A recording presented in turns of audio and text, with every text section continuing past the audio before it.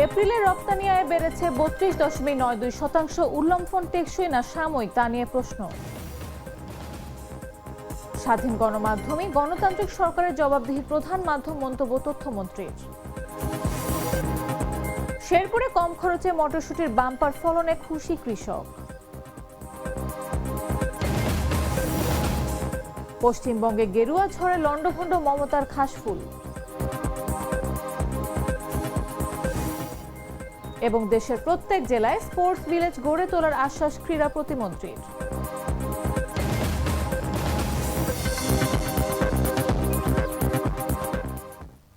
সকাল ৯টা নিউজে সবাইকে আমন্ত্রণ। সাথে আছে আমি নাফিস আব্দুল্লাহ। বদলে ফেলেছি, এবার আপনিও বদলে ফেলুন। একবার প্রাণ গুঁড়া মশলা ব্যবহার করেই দেখুন।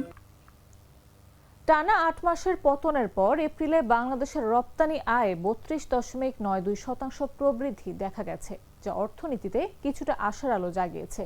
তবে এই প্রবৃদ্ধির পেছনে বৈশ্বিক চাহিদা পুনরুদ্ধারের পাশাপাশি ঈদুল ফিতরের ছুটিতে আটকে থাকা চালানো একসঙ্গে রপ্তানি হওয়ার প্রভাব রয়েছে বলে জানা গেছে। ফলে এটিকে নতুন চাহিদা বৃদ্ধির পরিবর্তে সময়গত সমন্বয়জনিত উল্লম্ফন বলছেন অনেক রপ্তানিকারক। সামগ্রিকভাবে চলতি অর্থবছরের রপ্তানি আয় এখনও নিম্নমুখী প্রবণতায় রয়েছে, তাই এক মাসের এই প্রবৃদ্ধি দিয়ে স্থায়ী ঘুরে দাঁড়ানো নিশ্চিত বলা যাচ্ছে না। ইব্রাহিম হুসাইন অভির পাঠানো তথ্যে বিস্তারিত জাগো ডেস্ক রিপোর্টে। টানা ৮ মাসের পতনের পর হঠাৎ করেই এপ্রিলে বাংলাদেশের রপ্তানি আয়ে ৩২.৯২% প্রবৃদ্ধির সংখ্যাটা নিঃসন্দেহে চমকপ্রদ। $৩০০ কোটি থেকে বেড়ে $৪০০ কোটি পৌঁছানো এই উল্লম্ফন অনেকের কাছে অর্থনীতির ঘুরে দাঁড়ানোর ইঙ্গিত। তবে প্রশ্ন হচ্ছে, এই প্রবৃদ্ধি কতটা টেকসই? রপ্তানি উন্নয়ন ব্যুরো বলছে, এটি বৈশ্বিক চাহিদা পুনরুদ্ধার ও দেশের রপ্তানি খাতের স্থিতিস্থাপকতার প্রতিফলন। যুক্তরাষ্ট্র ও যুক্তরাজ্যের মতো বড় বাজারে যথাক্রমে ৪৩ ও ২৩% প্রবৃদ্ধিও সেই দাবিকে শক্তিশালী করে। একই সঙ্গে শীর্ষ ২০টি বাজারেই ইতিবাচক প্রবৃদ্ধি, যা বাজার বৈচিত্র্যের ইঙ্গিত দেয়। কিন্তু মাঠ পর্যায়ের বাস্তবতা ভিন্ন ছবি তুলে ধরছে। রপ্তানিকারকদের মতে, মার্চ মাসে ঈদুল ফিতরের দীর্ঘ ছুটিতে উৎপাদন ও শিপমেন্ট কমে যায়। ফলে জমে থাকা চালান এপ্রিল মাসে একসঙ্গে নিষ্পত্তি হওয়ায় এই অস্বাভাবিক প্রবৃদ্ধি দেখা গেছে। অর্থাৎ এটি নতুন অর্ডার বা চাহিদা বৃদ্ধির ফল নয়, বরং সময়গত সমন্বয়। এই যুক্তিকে শক্তিশালী করে সামগ্রিক পরিসংখ্যানও।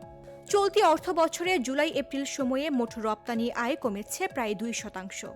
তৈরি পোশাক খাতেও 10 মাসে আয় কমেছে 2.82%। অর্থাৎ এক মাসের উল্লম্ফন দীর্ঘমেয়াদী প্রবণতা বদলে দেয়। বিশেষজ্ঞরাও সতর্ক। তাদের মতে, প্রকৃত প্রবৃদ্ধি নির্ধারণে স্বাভাবিক সময়ের ধারাবাহিক তথ্য জরুরি। সাময়িক ধাক্কা বা ছুটির প্রভাব বাদ দিয়ে ট্রেন্ড বিশ্লেষণ না করলে ভুল সিদ্ধান্তের ঝুঁকি থাকে। সব মিলিয়ে এপ্রিলের রপ্তানি প্রবৃদ্ধি নিঃসন্দেহে ইতিবাচক সংকেত দিলেও এটিকে স্থায়ী পুনরুদ্ধার বলা এখনই তাড়াহুড়া হবে।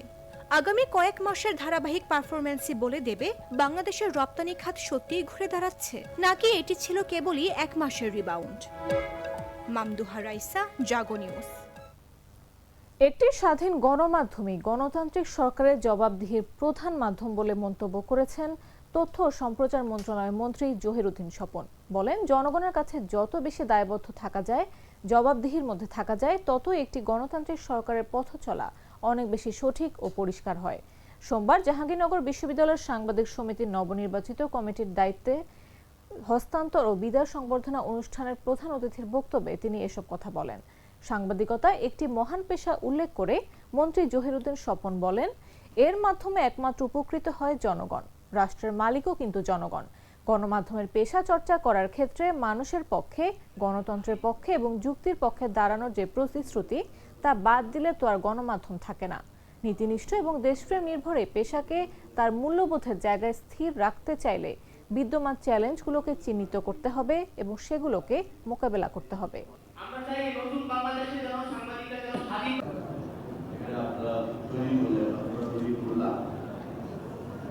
বাংলাদেশের সবসময় রাজনীতি এই মূল্যবোধের একটা ঘাটতি এবং এই মূল্যবোধের ঘাটতি রাজনৈতিক প্রক্রিয়া, দেশ, সমাজ ও রাষ্ট্রকে। নারায়ণগঞ্জ সিটি কর্পোরেশনের উচ্ছেদ কর্মীদের ওপর হকারদের হামলার ঘটনা ঘটেছে। এই সময় তাদের সঙ্গে থাকা মোবাইল ফোন ও মানিব্যাগ ছিনিয়ে নেওয়া হয়।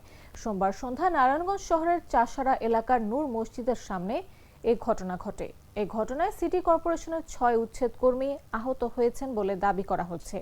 আহতদের সঙ্গে কথা বলে জানা যায়, বিকেলে প্রতিদিনের মতো শহরের সড়কগুলোতে হকার উচ্ছেদের কাজ শুরু করেন সিটি কর্পোরেশনের উচ্ছেদ কাজে নিয়োজিত কর্মীরা। এ সময় শহরের প্রেস ক্লাবের সামনে হকাররা একটি মিছিল নিয়ে তাদের উপরে হামলা চালান। এ সময় জাহাঙ্গীর ও রুহুল নামে 2 কর্মচারী সহ 5 থেকে 6 জন আহত হন।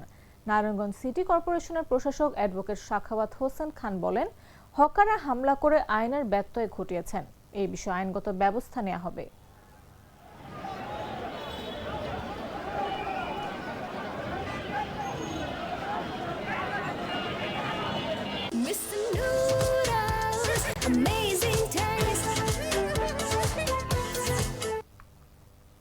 শেরপুরের চরাঞ্চলের কৃষকেরা ন্যায্য দাম ও জমির উর্বরতার সুফলে মটরশুঁটি চাষে আগ্রহী হয়ে উঠছেন।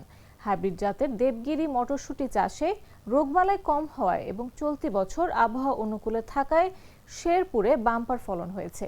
এতে খুশি চরাঞ্চলের চাষিরা। কৃষি বিভাগ জানায়, শেরপুরের চরাঞ্চলের মাটি মটরশুঁটি চাষের জন্য বেশ উপযোগী। হাইব্রিড জাতের দেবগিরি মটরশুঁটি চাষে রোগবালাই তুলনামূলক কম হওয়ায় কীটনাশকের প্রয়োজন হয় না। বীজ রোপণের 60 থেকে 70 দিনের মধ্যেই ফসল সংগ্রহ করা যায়। অক্টোবর মাসে জমি চাষ করে মটরশুঁটির বীজ বপন করা হয়। বিঘা প্রতি 12 কেজি বীজ দরকার। শেরপুর কৃষি সম্প্রসারণ অধিদপ্তর উপপরিচালক মোহাম্মদ সাখাওয়াত হোসেন বলেন, মটরশুঁটি চাষে তুলনামূলক খরচ কম, লাভ বেশি। তাই কৃষকেরা এই ফসলে দিন দিন আগ্রহী হয়ে উঠছেন। এই মৌসুমে জেলায় মটরশুঁটির বাম্পার ফলন হয়েছে। নিয়মিত প্রকল্পের মাধ্যমে কৃষকদের প্রয়োজনীয় সহায়তা দেওয়া হচ্ছে বলেও জানান তিনি। আমরা বিভিন্ন ধরনের মৌসুম করি, শস্য, কালাই, গম, আলু, বিভিন্ন ধরনের করি, ভুট্টা মুট্টা করি। কিন্তু আমি জানতাম না যে আমাদের এই মটরশুঁটির মধ্যে তো লাভ। মটরশুঁটি 1 বিঘা জমিন করছি, 10 থেকে 11,000 টাকা খরচ, তাতে বিক্রি উঠবে 25-26 হাজার টাকা লাভ হবো। কৃষি বিভাগের সার্বিক তত্ত্বাবধানে কৃষকরা এই ফসল আবাদে আগ্রহী হচ্ছে এবং দিন দিন এর আবাদ হচ্ছে, মাঠে বৃদ্ধি পাচ্ছে। মটরশুঁটি মূলত একটি জনপ্রিয় ও লাভজনক ডাল জাতীয় সবজি, যা প্রোটিন এবং ফাইবার সমৃদ্ধ। ঢাকার কনক্রিটের ভিড়ে এক টুকরো সবুজ প্রশান্তির নাম রমনা পার্ক। ব্যস্ত নগর জীবনের ক্লান্তি ভুলে প্রতিদিন ভোর থেকে সন্ধ্যা পর্যন্ত এখানে ভিড় করেন নানা বয়সী মানুষ। হাঁটা, ব্যায়াম কিংবা নিঃশ্বাস নেওয়ার একটু অবসর, সব কিছুর জন্যই রমনা পার্ক যেন ঢাকাবাসীর প্রিয় আশ্রয়স্থল।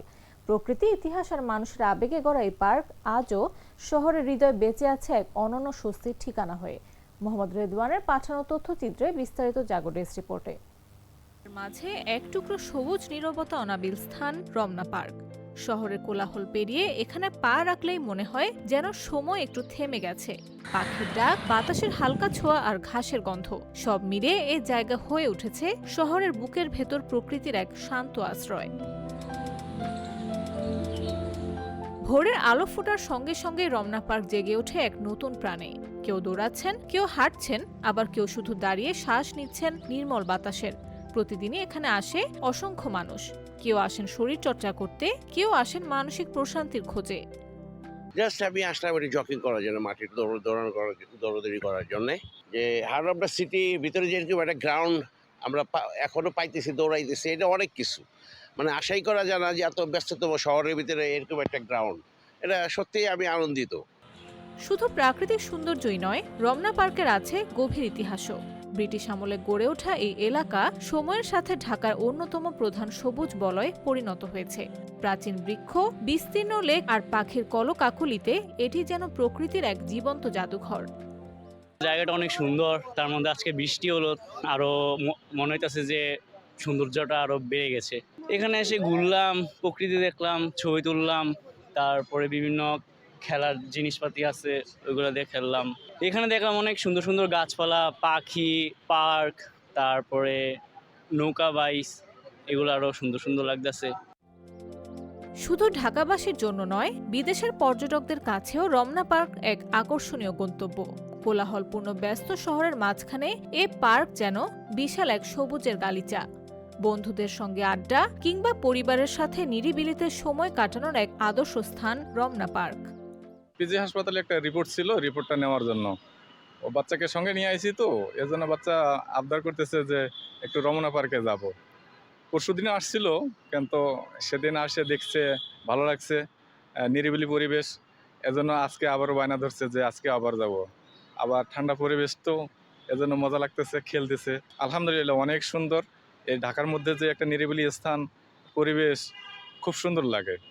আর এইরকম তো পরিবেশ নাই ঢাকার আশেপাশে বা অন্য কোথাও যে সময় কাটানোর মতো এরকম কোনো পরিবেশ নাই। তো যাই হোক, এখানে আসলে একটু ভালো লাগে। রমনা পার্ক শুধু একটি বিনোদন কেন্দ্র নয়, এটি ঢাকার মানুষের অনুভূতির সঙ্গে জড়িয়ে থাকা এক আশ্রয়। ইতিহাস, প্রকৃতি আর মানুষের মিলনে গড়ে ওঠা এই স্থান যেন শহরের হৃদস্পন্দন হয়ে বেঁচে আছে প্রতিদিন। নিউজ ডেস্ক, জাগো নিউজ।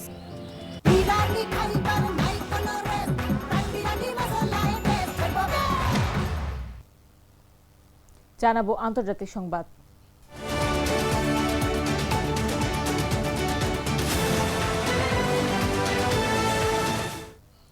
15 বছর পর পশ্চিমবঙ্গের শাসন ক্ষমতায় ফের পালাবদল। 2/3 সংখ্যাগরিষ্ঠতা নিয়ে সরকার গঠনের পথে ভারতীয় জনতা পার্টি। রাজ্যটি 294টি আসনের মধ্যে এদিন 293টি আসনে গণনা হয়। সরকার গড়তে দরকার 147 আসন।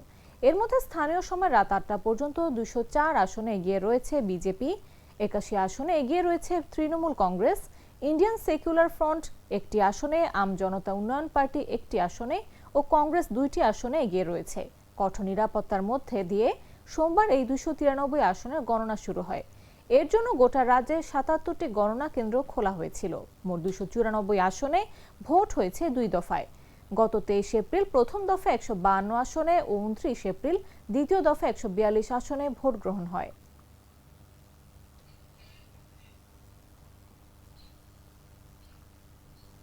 এবারে খেলার খবর।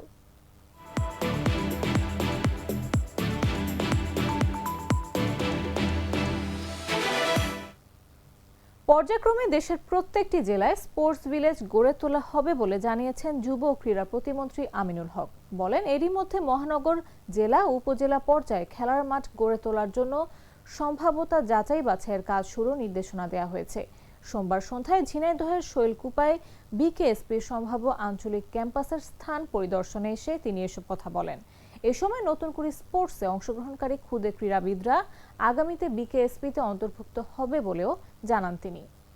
আমরা আঞ্চলিক আমাদের আছে 7টি এবং 7টির ভিতরে ঢাকাতে একটি বিকেএসপি রয়েছে। পাশাপাশি অন্যান্যগুলোকে আমাদের সুযোগ সুবিধা বৃদ্ধির জন্য ইতিমধ্যে আমি আমার মহাপরিচালক বিকেএসপি তাকে নির্দেশনা দেওয়া হয়েছে এবং এই নতুন করির বাচ্চারাই কিন্তু সেই বিকেএসপিগুলোতে অন্তর্ভুক্ত হবে এবং তারা সরকারি খরচে তারা ক্রিয়াবৃত্তি পাবে এবং তাদের পড়াশোনা এবং খেলাধুলার সকল দায় দায়িত্ব সরকার গঠন করবে।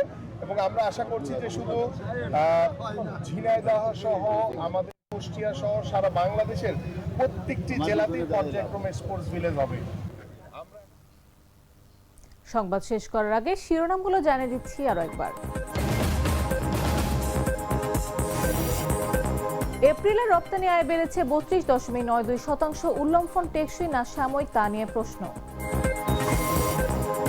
স্বাধীন গণমাধ্যমে গণতান্ত্রিক সরকারের জবাবদিহি প্রধান মাধ্যম মন্তব্য তথ্যমন্ত্রী। শেরপুরে কম খরচে মটরশুটির বাম্পার ফলনে খুশি কৃষক। পশ্চিমবঙ্গে গেরুয়া ঝড়ে লন্ডভন্ড মমতার ঘাসফুল।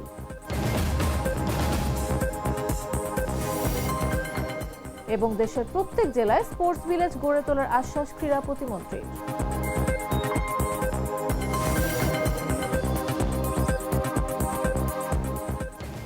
দর্শক, এই ছিল এখনকার মতো।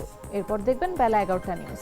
প্রতি মুহূর্তে সর্বশেষ খবর পেতে ভিজিট করুন jagonews24.com, ফলো করুন আমাদের ভেরিফাইড ফেসবুক পেজ এবং সাবস্ক্রাইব করুন জাগো নিউজের ইউটিউব চ্যানেল। এতক্ষণ সাথে থাকার জন্য ধন্যবাদ সবাইকে।